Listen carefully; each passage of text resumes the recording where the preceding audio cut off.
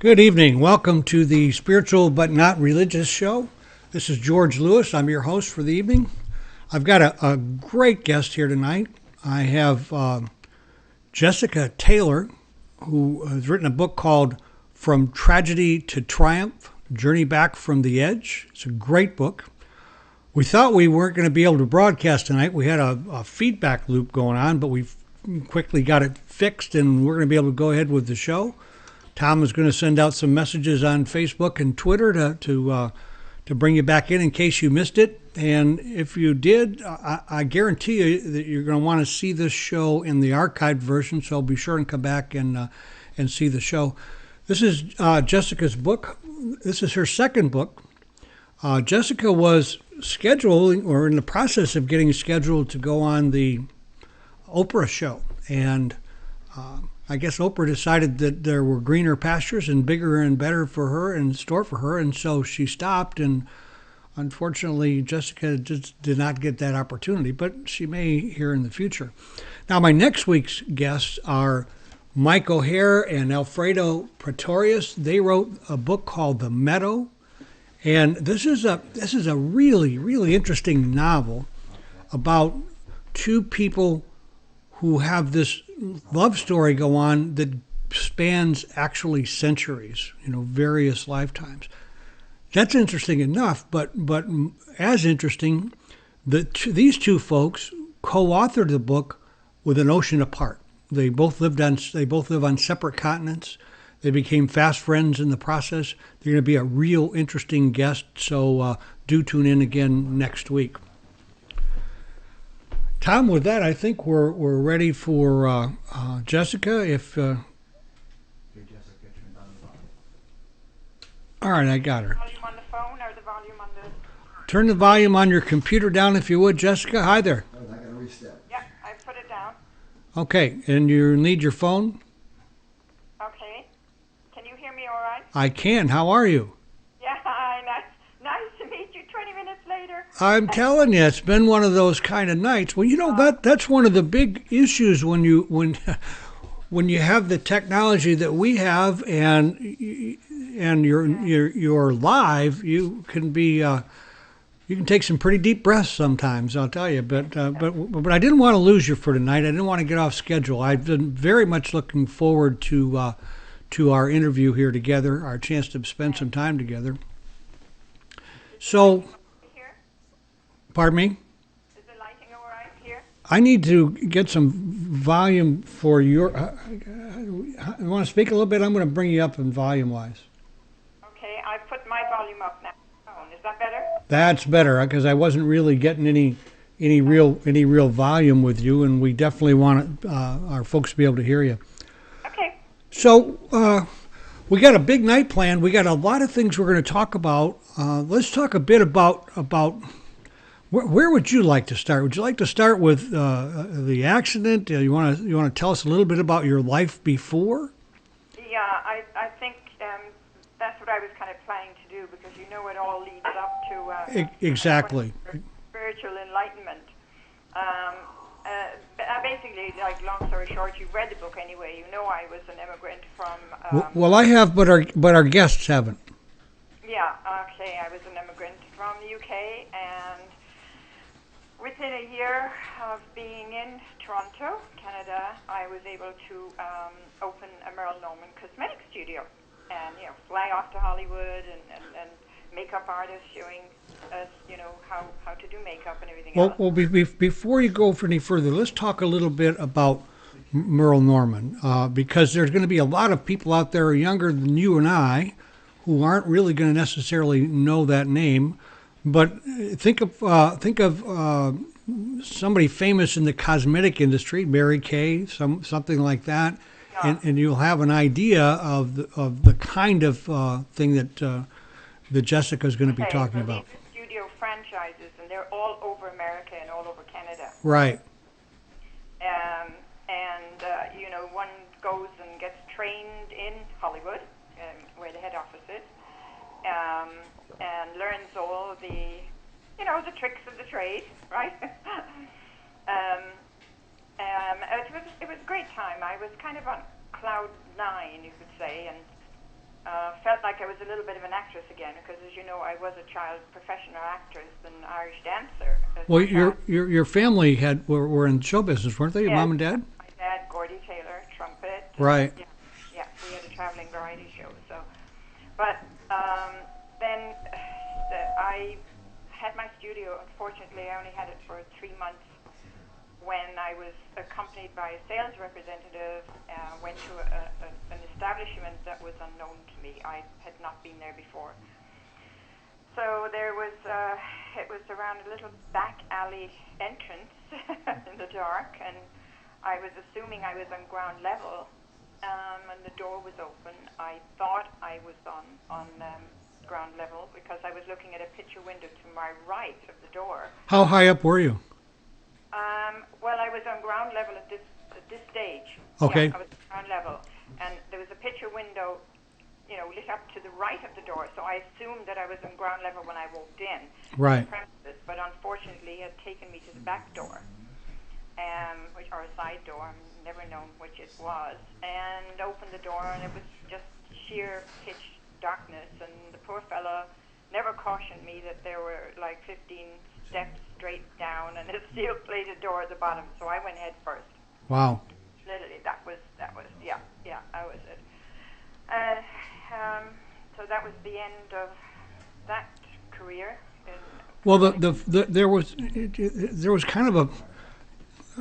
Let's talk a little bit about the fall and what happened for you there, Jessica. Talk a little bit about. I guess his name was Gino, the fellow that took you there. Yeah. Well, I changed his name because I didn't think it was right. Thing to do. I actually have felt sorry for that man all my life since then. Is that right? It must have been a horrible thing for him to have.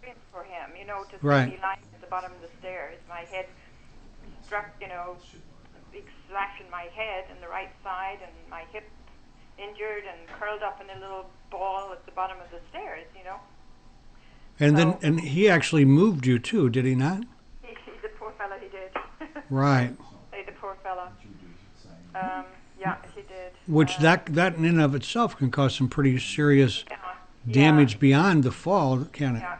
Wow. He probably was in a terrible state of shock, and he had to open that door to get into the illegal business in the basement, by the way. This led to the longest civil court case of its time in 1978. Really? Yeah. What was the illegal business? Nothing like drugs like we have today. You know what? It's actually comical. It's sad, but it's comical at the same time. There was a hairdressing establishment owned by the man, whatever I called him in the book. Uh-huh. And he was conducting an illegal business in the basement. And we don't know what he had, but we know he had some wigs, supplies, and things like that. I gotcha. So this came up in court. It was the drama was absolutely, as everybody says, fit for a film. With my lawyer sort of, going up to him with a letter and saying, "Would you kindly read this?" When he denied owning the right. basement. "Would you kindly read this to the court?" And that's where he had to actually read that there was a letter from the owner of the residence, the premises that he was renting. Right. Telling him to kindly cease running the business. Right. I read that in your book. Well, before all that, though, that's quite a ways down the road before you actually got to court with this thing, which was a tough experience. Yeah, you had a near-death kind of white light experience, did you not? That was pretty early on, wasn't it? Yes, that was right at the hospital. Tell us a bit about that. That's pretty interesting. Yeah. Well, some amazing things actually happened in that hospital, and I still can remember. It's 40 years ago or whatever. The white light didn't amaze me because I've done a lot of research and study on it. And I understand it. But I felt it was obviously a near death. Even the nurses, staff said to friends coming in to see me, it was touch and go. She only just pulled through, that kind of thing. Right. But there was the strange things that happened was my fear. Once I came to weeks later, and the curtains were torn from around me. They keep you hidden behind the curtains. Right.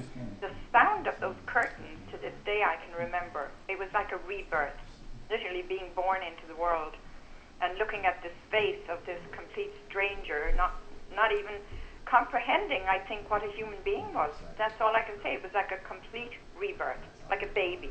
How had you been out? In other words, were you in a coma, or had you been? Let me coma for a couple of weeks, yeah. So you're everything is great. You're doing Merle Norman, and then you wake up in the hospital with this terrible. And then I see this strange face and a little slap to my face, not hard, just probably to try and get me, motivated. Right.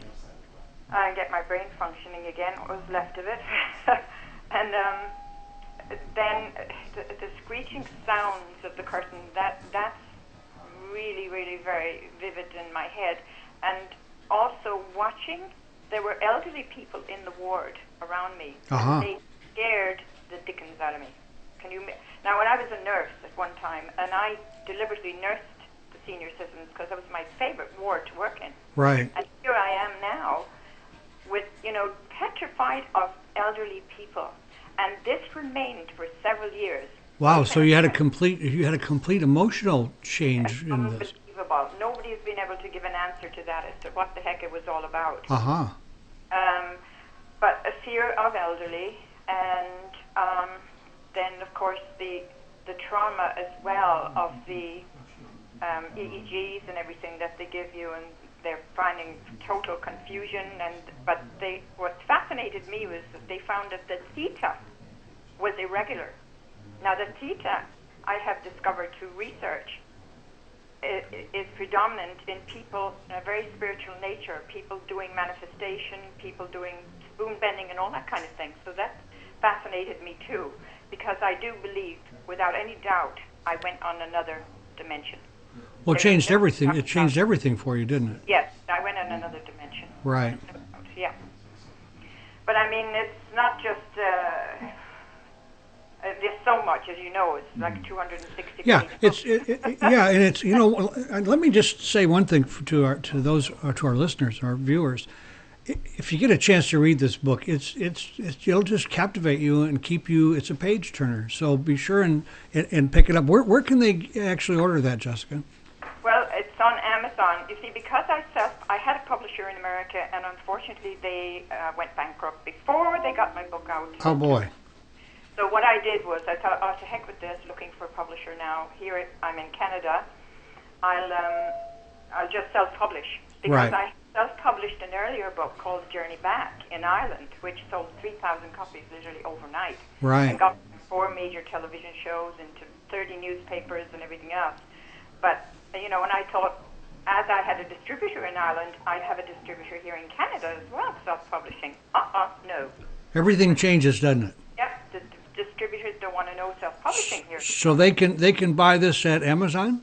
So they can get it on Amazon, or if they're in How my about list, how about your website? they can get it in my local bookshop. Okay, all right. And your website, can they buy it there? Yes, they can go onto the website. Tell us the web address. Yeah, it's www.jessicaetaylor.org. Great. So take a chance, go over and pick up a copy of this book. I guarantee you it's just a riveting kind of a story. So Spans 3 countries, Right. How long were you in the hospital with this, Jessica? I was only in the hospital for a couple of weeks. Yeah, that was one of the tragedies as well. Unfortunately, we were new immigrants, my husband and I, and we didn't have insurance. So I literally had to... It's the way it is with hospitals. If you don't, you have to have There the... was no further care at home. In those days, they kind of said, just come back in 6 months and that kind of thing. And Right. when I did, I overheard the doctor saying, asking another doctor, he seemed to be confused about my state. And he was talking to another doctor and said, blah, blah, blah, blah, blah, feet on the desk, and I'm sitting there like a zombie, but aware of everything that was going on at the same time. And then he said, well, if that doesn't work, we'll have to drain. So, of course, immediately I thought my head was going to be drained, so what do? Get on a plane, take my 2 daughters, and off I go to my mother in England. Oh, you just left? So England is in the story as well. Right. As you know. Right. Yeah. So tell us a bit about the changes that really happened for you, and the there were some real dire things happened as far as your abilities and how you lived your life from that point. What tell us a little bit about that. It was very difficult. It is difficult for everyone who has head and brain injury. It's very difficult. Everything in life is more difficult for us than it is just for the average person. Everything. And I'm talking about even driving your car and finding your way somewhere. Writing the book was a tremendous effort. It took me years. But I am a strong-willed, determined person, and I think that's what saved me as well. Because, as you know from the book, I was quite suicidal at times. And I stayed on. I had children. And that's one of the things that in my campaign is the most important thing for me, and that's why I wrote the book. Right. My book isn't just a book. My book is part of my campaign, and my campaign is the most important thing in the world to me. That I can, shout from the rooftops about what's happening. There's not enough rehabilitation for head-injured people. The statistics around the world are frightening, as you saw in the book. Oh, the numbers, I just had no idea that there were that kind of numbers that happened. And costing in the U.S. $48 billion a year. And now we have all the soldiers in the wars as well, getting head injured, masses of them, 20% I think of the soldiers in both wars. And there are things that I want to, in my campaign, I'm emphatic about getting to stop using the words brain damaged. How dare they? We are not damaged goods.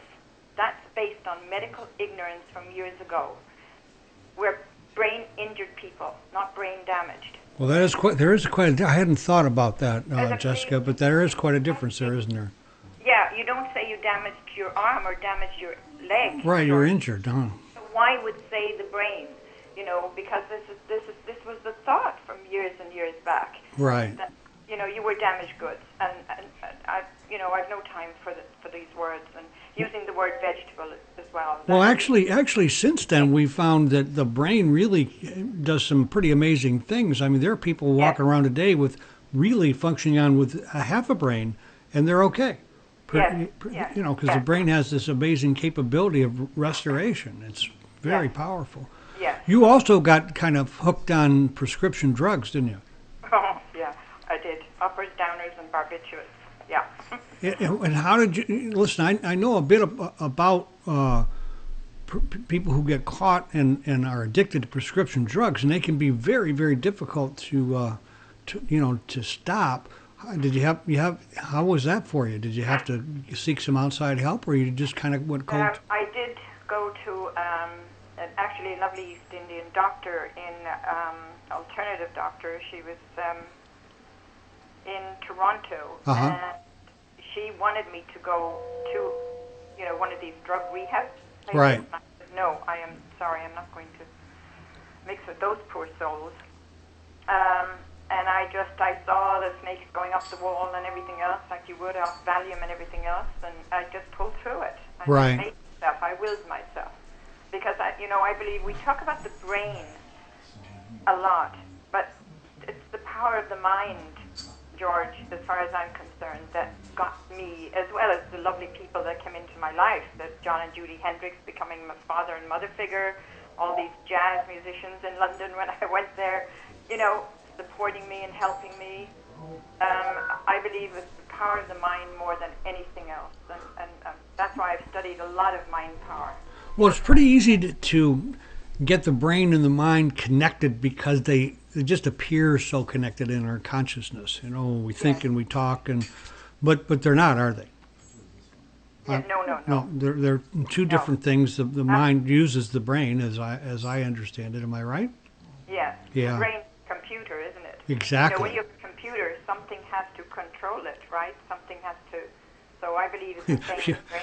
Well, that's one of the big challenges for us. That's a big part of awakening. And becoming conscious of your life is to realize that, hey, the brain isn't in control. It shouldn't be in control. It is. It shouldn't be in control. And somebody has to be the captain of that Because the brain really is just, it's kind of like a big giant spreadsheet, isn't it? Yes. It does. Yeah. What if this? What if that? This, and it just goes on. And you think about it, and that you watch your mind for a while. You realize that's what's going on. Yeah. So is that awakening consciously happens in an awful lot of ways. It's like in the '60s there were a lot of folks that LSD and drugs that like changed our perception, so we see differently. Your accident really changed the perception, and I wonder if drugs didn't play a little part in there too because of the prescription stuff that you were involved with. But anyway, your consciousness did change. What did you do to stimulate your brain to get yourself back on track?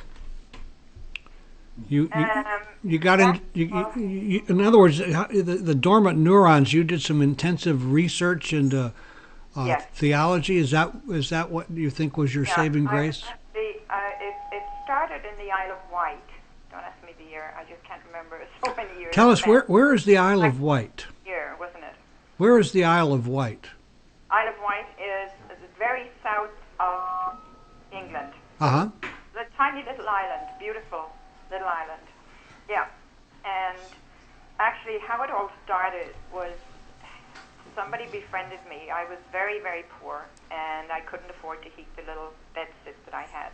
But I did have a lovely view of the ocean, my favorite view. And he said, why don't you go to the library? And okay, I said, all right. He said, what will I do there? Well, I'll do some research.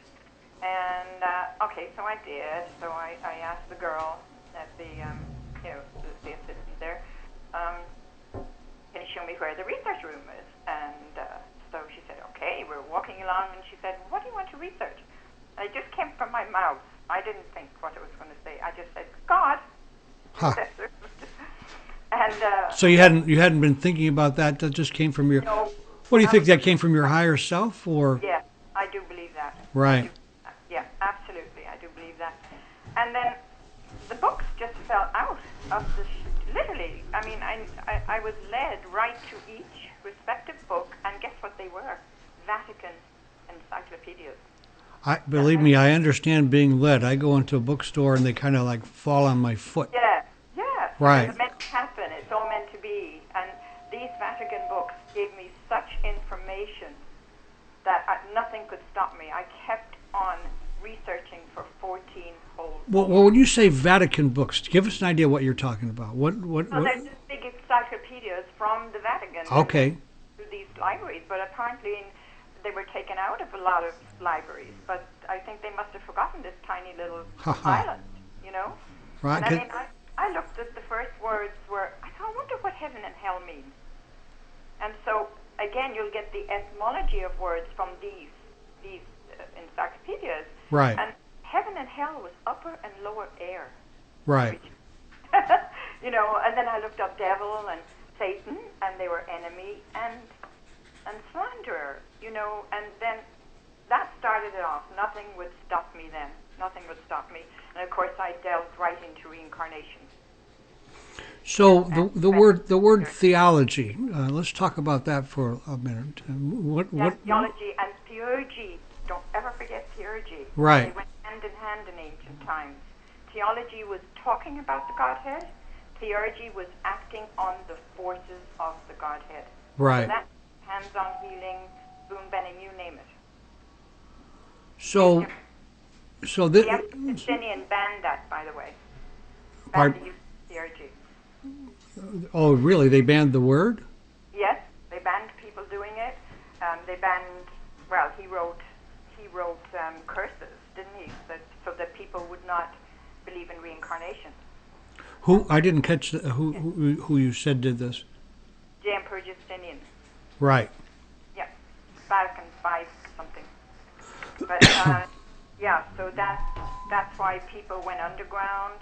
The Essenes, the Gnostics, the Gnostic Christians, and they hid their scrolls. And of course, they've been found now, and they're in book form. You can buy Gnostic books, and you can buy the Essene scrolls. Absolutely. Well, they had to go into hiding because they were going to be sought out and murdered, and all their books were going to be burned, and It was Yeah, quite that a did happen, didn't it, over a period of time? yeah. No, but And I mean, what was fascinating in these books is there were subject matters, theocracy, how you communicate with the Godhead on a one-to-one that we can without a priest. That was from a Vatican book. The word psychokinesis, mental powers, all see, all those things you're talking about were really used and talked about by the mystics of that time, because the Essenes were Yes. actually they were mystics. Yes. Yeah, absolutely. As a matter of fact, Dr. Carl Jung was quite a mystic himself. He actually Yes. wrote a mystical tract under a pen name back in the 30s. And he bought a codex from the Nag Hammadi find that they call the Jung codex at this point, which was one of the codices they found in the jars. So he was Yes. very much into that. So when you say theomancy, is that how is this pronounced? Theomancy? Theomancy. Theomancy. Okay, Theocracy is how we communicate with the Godhead. right. Because I hadn't the And theomancy. is the theology and theurgy were, practiced hand in hand. So Theurgy. theomancy is divination, a form of divination. Is that right? Yes, yes, yes, yes, yes. Well, the curses that Justinian put out were called anathema. I have a list of them. Right. I have a list of the curses, which will go into my thesis, Jewels in the Mud, which I'm currently writing. That's your next work, right? The Jewels in the Mud. And yeah, you're gonna take your thesis and publish it as a book, I would suspect. I hope so. Hope I to? hope a publisher will. I would rather get a seasoned publisher, a conventional publisher to pick up my work, because I can't get my book into the shops around the world until that happens. Well, you write well enough where I think Agent, if there's anyone out there. you write well enough, Jessica, where I think that's a good possibility for you for sure. So Yeah. so tell me, like I know you've studied a lot of this, but do you do any divining yourself, or where are you at with that? Yeah, mostly meditation. Uh-huh. I believe in that everybody should do, and Well, especially injured people. Well, I think we all should. I think we all. I think we all should, Jessica. I think we're all injured and we don't realize it. Yes, Absolutely, and meditation is huge in my life. It's been a yes, big part yes. of it. It's very important. We have to still the mind, and head injured people particularly, because all of the people that have come to me and still turn to me as a result of my book and campaign work and that, they have the same problem. Just the mind just rambles and rambles and rambles, and it needs to be kept still. But good things are coming, from my book too. 3 lives have been saved, thank God. Well, that's what I saw. They were on the verge of suicide. Read your book and spent a Yeah. little time talking with you and changed their whole life around. Yeah, thank heavens for that. But I'd rather save more. But one day, it'll happen. It all takes time. It all takes time. Right. So you also when you looked up words, did you go back to the concordance and back into the original Greek and Hebrew to Yes, find out yes. what they? I even interviewed a canon in Ireland who was leaving the church, and we had some great discussions. Uh-huh. What happens at the Vatican? You know that they have a word for reincarnation at the Vatican? I'm sure they do. Metempsychosis. What is it? Metempsychosis.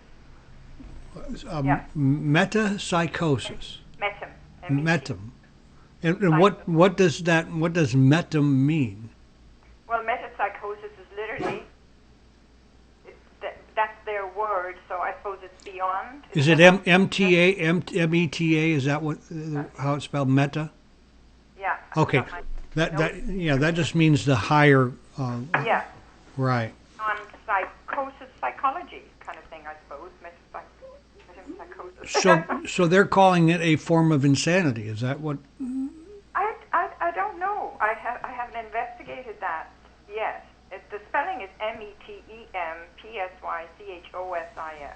Well, when you, listen, if you read the scriptures, if you read the Bible, you have to know that reincarnation was part of their life back then. It Very wasn't. much They didn't so. use the word, but that was it was going on. It was happening. But the modern Bibles are not as clear as the Vulgate. The Vulgate was 400 AD, Right, uh, and it was compiled by Saint Jerome. Now right. that has got 52 chapters called Ecclesiasticus that were removed from modern Bibles.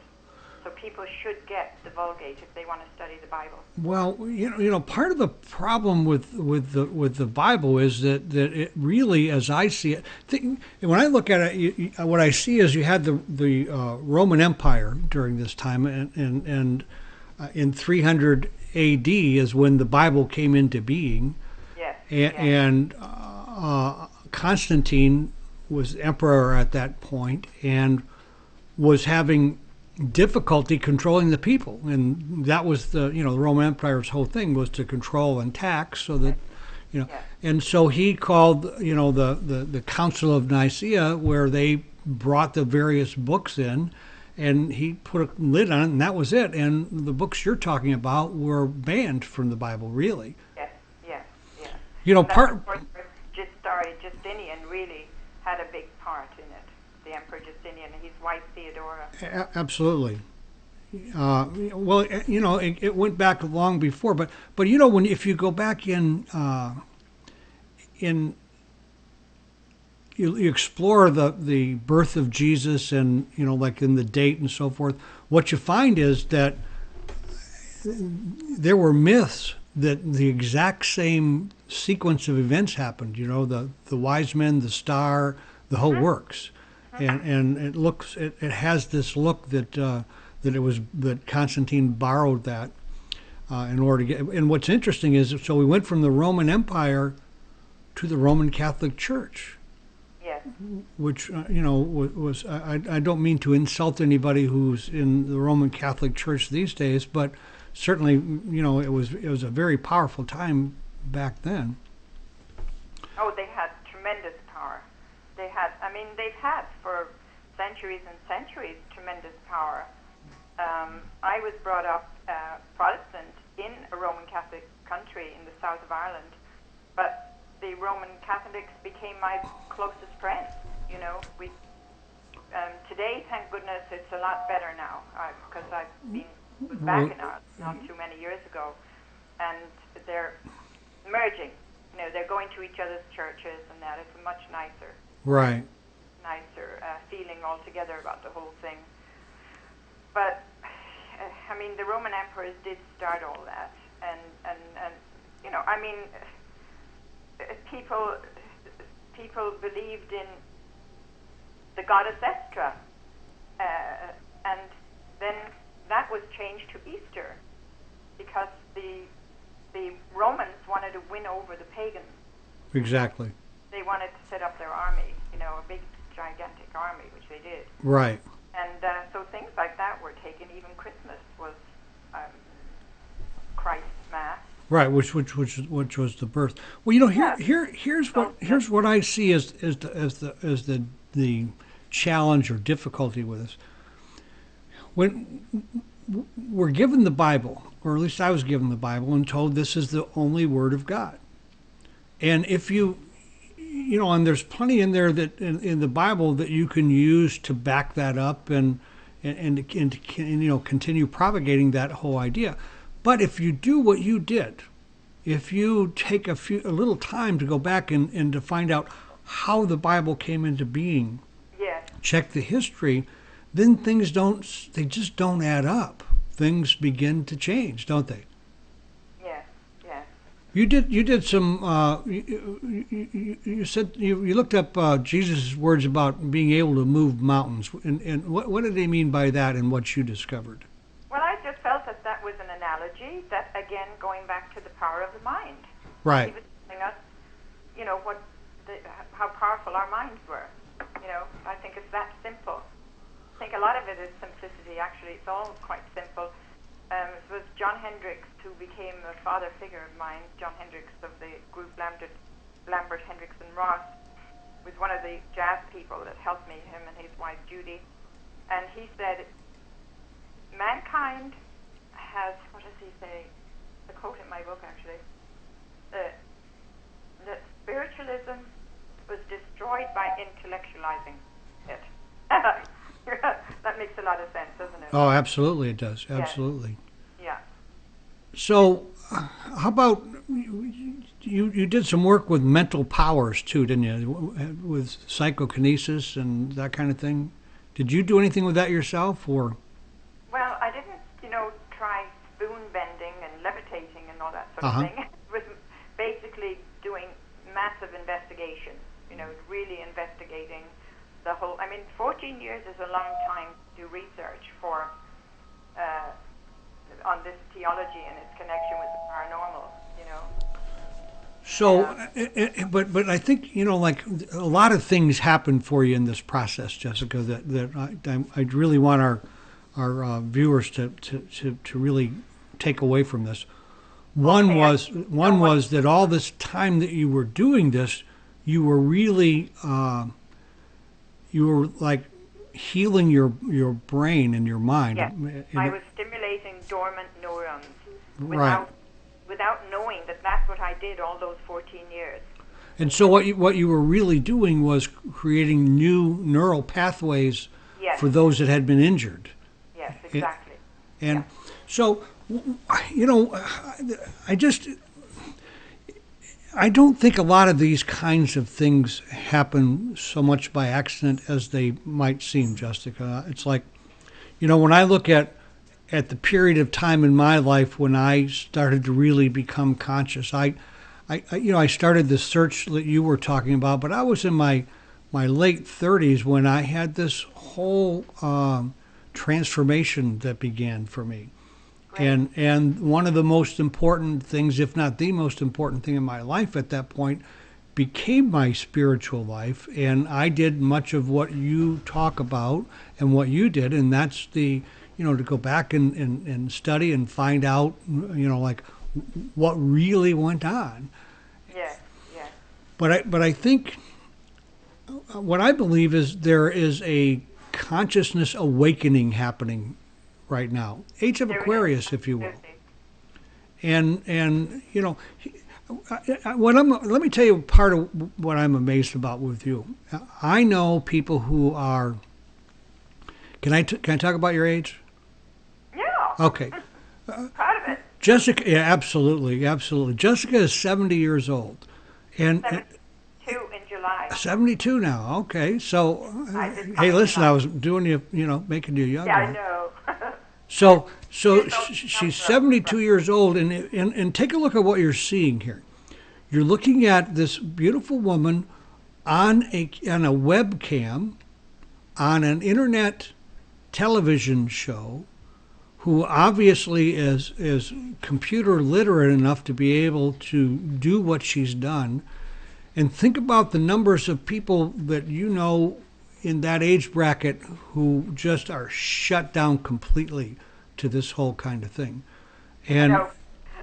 People say you should be walking the dog and having coffee with your neighbors, not killing yourself like this. well, having read your story, I can't even imagine that happening for you, to be quite honest with you. It just doesn't even seem like a possibility. So I admire you. I admire like where you've come from, what you're doing, and what you've written, and your cause for those people who have been brain injured. It's That's really the most important thing, George.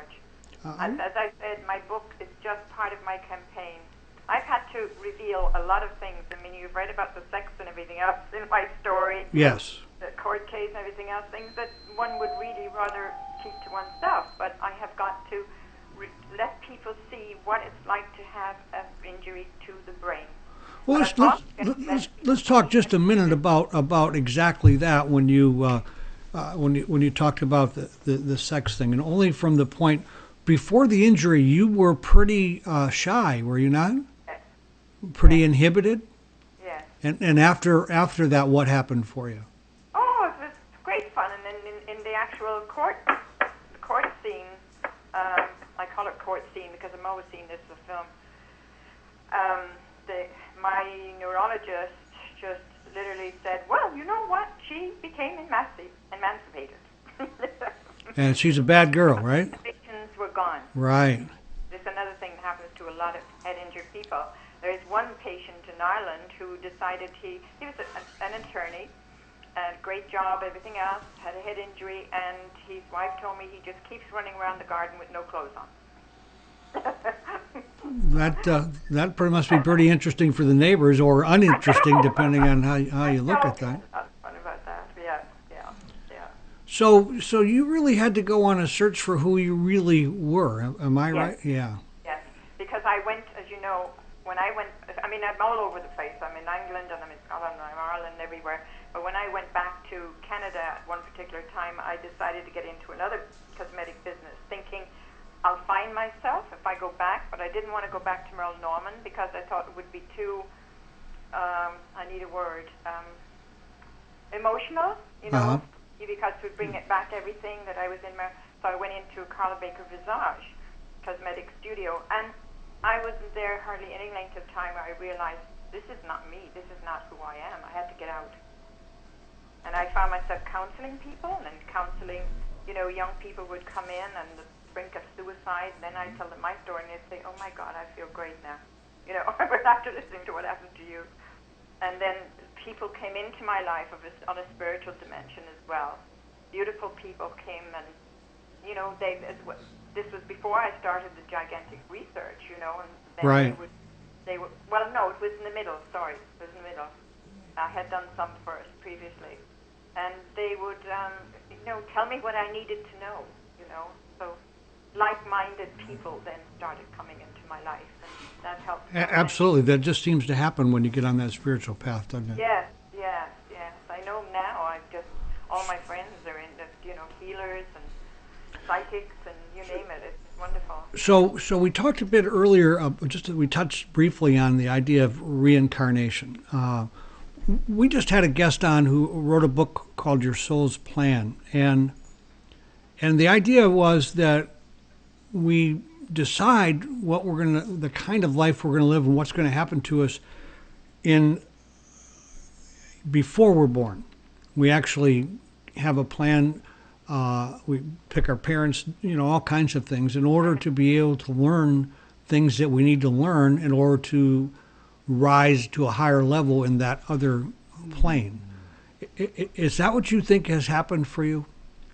I do believe that, and I believe that, you know, I can't speak for everybody, but for me, I believe that this transition is kind of an amalgamation of the going on a better dimension. I don't like to say higher because I don't like to different anyhow, right? Yeah. Right. But another dimension and with more knowledge and understanding of the universe and us and what it's all about. And again, that only came through those 14 years of research. But I know that it is a mission, that I'm on a mission. A lot of people refer to me as this person who is on a mission to, as one journalist wrote in Ireland, captain the plight of the head injured. And I believe that's my goal, that I have to do this. Yeah, I'm quite sure that that's true, Jessica, but from this viewpoint, I see something else going on here too. And that is that, you know, the transformation that happened in you. When you know, if I go back to your story, when you're in a Merle Norman studio, your shop, and I mean that could have given you a nice life, and you could, but as far as your spiritual life, as far as your soul, I wonder if you had stayed there, that maybe you would never have awakened.